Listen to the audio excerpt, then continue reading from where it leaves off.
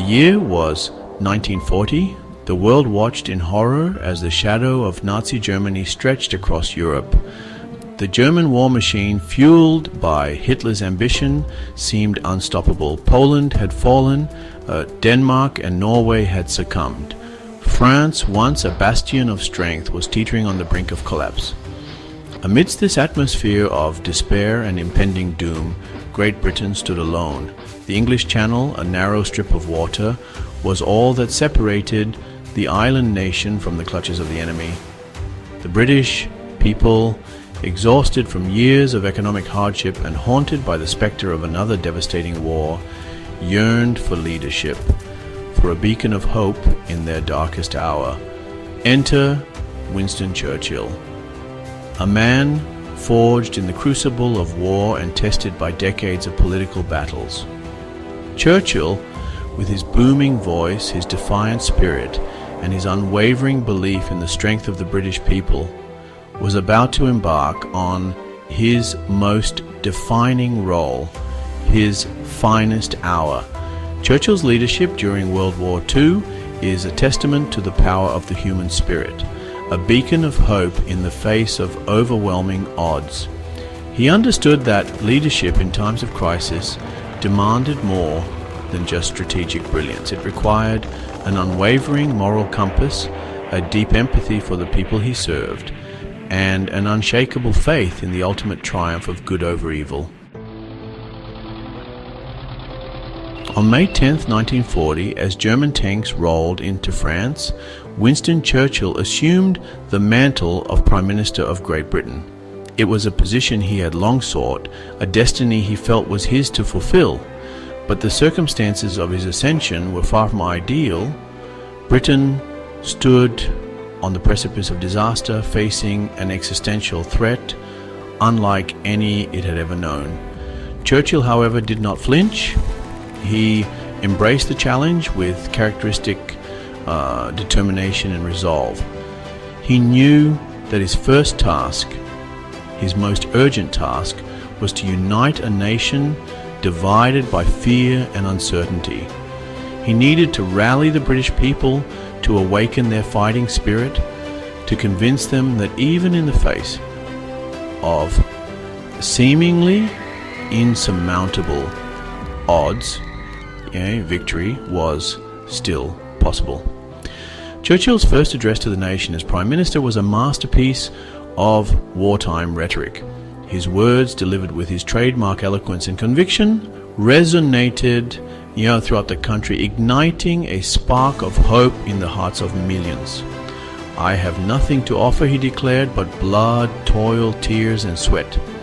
He spoke of the long and difficult struggle ahead, of the sacrifices that would be required, but also of the ultimate triumph that awaited them if they remained steadfast in their resolve. Churchill, despite his outward confidence and unwavering optimism, was not immune to fear. He too felt the weight of responsibility, the immense pressure of leading a nation at war. He understood that the fate of millions rested on his shoulders, yet he refused to let fear paralyze him. He knew that fear, if left unchecked, could be as debilitating as any weapon in the enemy's arsenal. Churchill developed mechanisms to cope with the immense pressure he faced. He allowed himself moments of solitude, seeking solace in painting, in bricklaying, in the company of his beloved dog Rufus. He recognized the importance of maintaining his physical and mental well-being, indulging in afternoon naps and late-night dinners. These respites, these brief escapes from the relentless pressure of war, allowed him to return to his duties refreshed and reinvigorated. Churchill's ability to manage his own fear and anxiety was not a sign of weakness, but rather a testament to his strength. He understood that true leadership meant acknowledging one's own vulnerabilities while simultaneously projecting an aura of confidence and determination. He knew that his composure, his unwavering belief in victory, would inspire those around him, would give them the strength to carry on in the face of adversity. Start section 4. The art of communication, Churchill's words as weapons. Churchill understood the power of words. He knew that in times of crisis, when fear and uncertainty reigned supreme, words could be as potent as any weapon on the battlefield. They could rally a nation, stiffen resolve, and inspire hope. Throughout the war, Churchill used his mastery of language to galvanize the British people, to bolster their spirits, and to remind them of what they were fighting for. His speeches, broadcast over the radio waves, became legendary. His words, infused with passion, conviction, and a touch of his characteristic wit, resonated with people from all walks of life. He spoke plainly and directly, addressing the nation not as a distant leader, but as a fellow citizen, sharing their fears, their hopes, their determination. Churchill's communication extended beyond grand speeches. He understood the importance of connecting with people on a personal level. He visited bombed out cities, offering words of comfort and encouragement to those who had lost everything. He met with factory workers and soldiers, listening to their concerns, sharing their burdens, and reminding them that their sacrifices were not in vain. Section 5. Timeless Principles for Modern Leaders. Churchill's Enduring Wisdom. Churchill's leadership during World War II offers a timeless blueprint for effective leadership in times of crisis.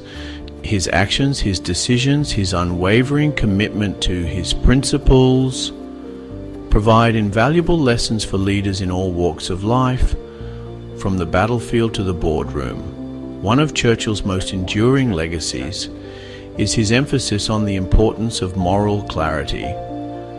He understood that true leadership stemmed from deep-seated belief in a just cause, a willingness to fight for what is right regardless of the cost.